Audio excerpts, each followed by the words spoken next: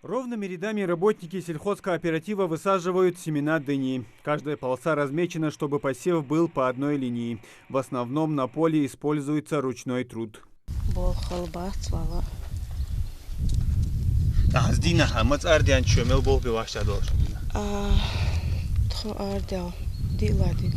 Всего под Бахчевые в кооперативе отвели около 17 гектаров земли.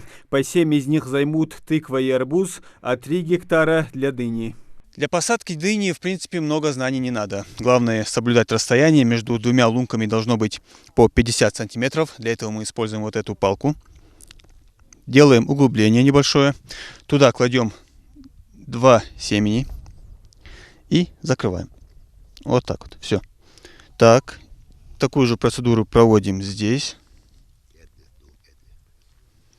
Так. Обязательно должно быть 2 семени, не больше. Вот так вот. Закрываем. Желательно, чтобы земля была мягкая, так она лучше вырастет. Беслан, этот ряд мой. Все, в середине июля, в конце июля приезжайте, забирайте свою дыню. Не весь процесс посадки бахчевых проводится ручным трудом. Прибегают и к помощи спецтехники. В хозяйстве есть 2 трактора и весь необходимый инвентарь, который в разы увеличивает скорость посадки семян. Тракторы разрыхляют землю, чтобы почва могла дольше удерживать воду, а также убирают сорняки. او لات قد واسر داداخ فرزايا ير سلطة خوب بول بول اخ او رخليتيو شين تخ كانال داخ حمدا يوغوش пастер خربوزر يا بقر بس.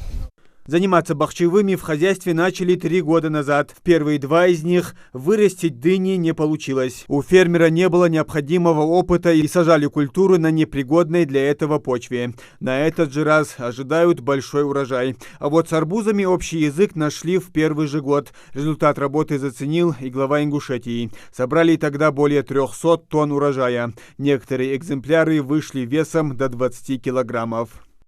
10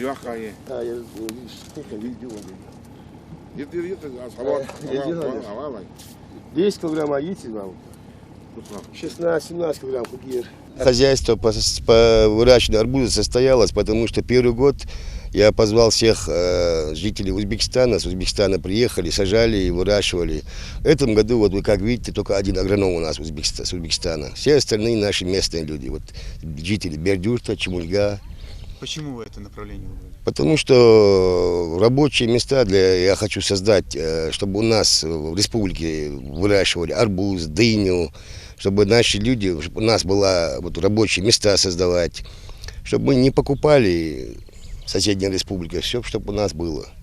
Выращивают в кооперативе и другие культуры. На 3 гектарах сажают огурцы, на 1 укроп, столько же отвели под клубнику и малину. Самую большую площадь, 60 гектаров, занимает кукуруза. В этом году засеяли на 2 гектарах и чеснок. Нередко сам глава кооператива удаляет сорняки. Беслан признается, в сельском хозяйстве он не специалист, но организовать работу умеет.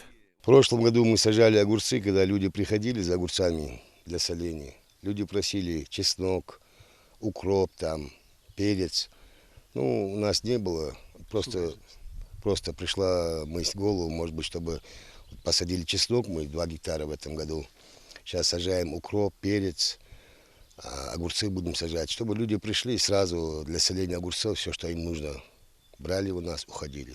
Львиную долю в хозяйстве занимает ореховая роща. 34 гектара фермер взял в аренду у Минприроды региона. Земли были заброшены более 30 лет. Рощу очистили от сорняков, деревья, а их около 3000, обрезали. Теперь они высотой не более 7 метров. Разбитый еще в 70-х годах сад нуждался в уходе. Теперь его привели в надлежащий вид и ждут большой урожай. Целые 3 года мы корчеванием занимались этого орехового сада.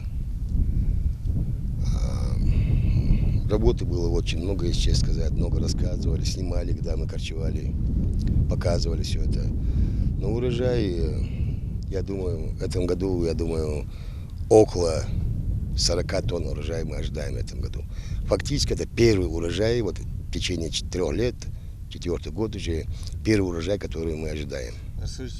В Всего в аренде у фермера 124 гектара земли, своевременный посев, удобрение почвы и при этом никаких химикатов. Такого подхода придерживается садовод. Сейчас на полях работают 11 человек. В сезон сбора урожая штат увеличат до 40. Все они жители близлежащих селений. Муслим Ганиев, Султан Магушков, Магаз 24.